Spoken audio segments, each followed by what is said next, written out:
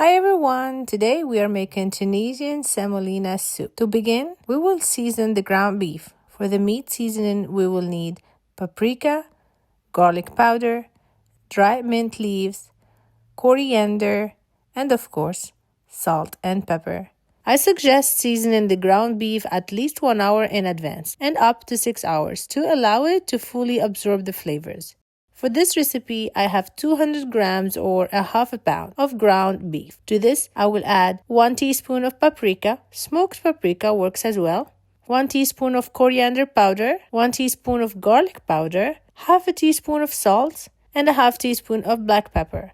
Keep in mind that the black pepper adds heat, so you may want to reduce the amount if you're sensitive to spice. What truly sets this soup apart from others is the use of dry mint, so be sure not to skip this ingredient.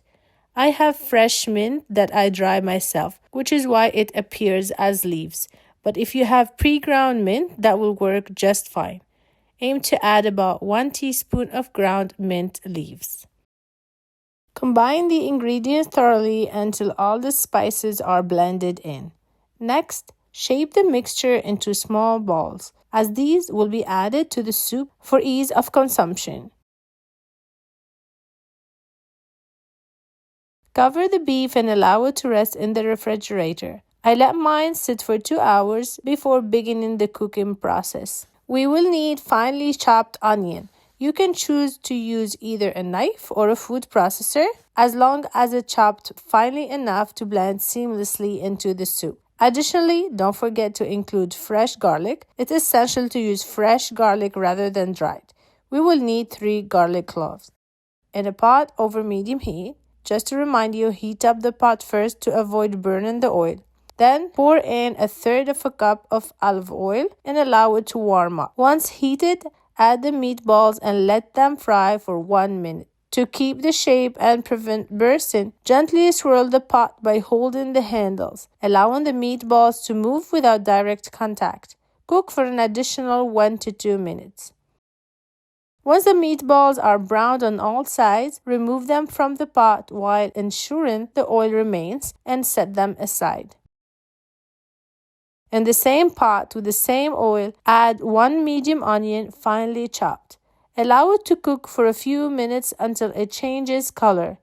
Next, incorporate 2 tablespoons of tomato paste along with Tunisian harissa. Adjust the amount based on your heat tolerance. I use half a teaspoon of harissa since my kids can't handle more. Stir everything together and let the tomato paste fry in the oil for a couple of minutes. This process will cook the tomato paste and eliminate its acidic flavor.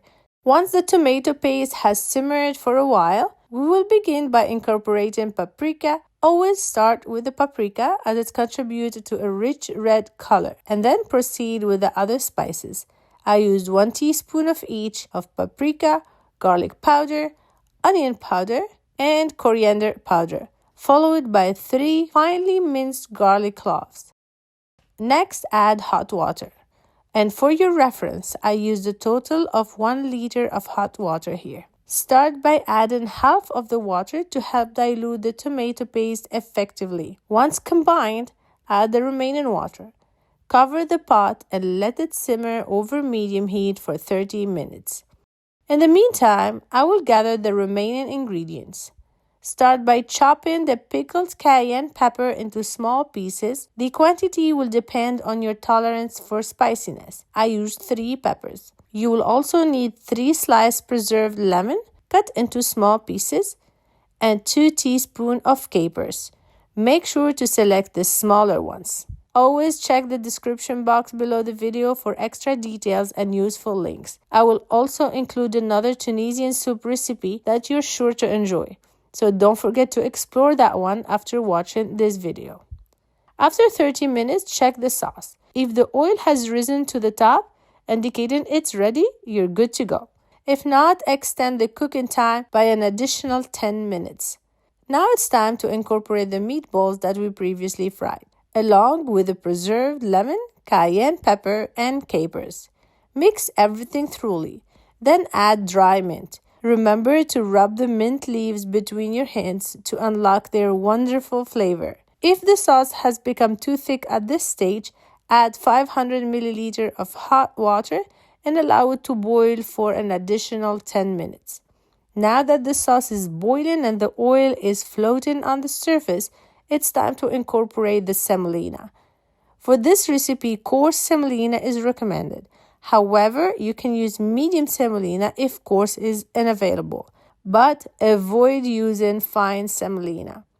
The semolina should be added last, just a couple of minutes before serving the soup. Ensure the sauce is boiling and then gradually add the semolina. Be cautious as adding it too quickly could result in a dewy clump. Whisk continuously while adding the semolina slowly. Allow it to boil for 3 minutes and then your soup will be ready to serve. Be sure to explore the other soups featured on the channel, and I look forward to seeing you in the next video. Bye!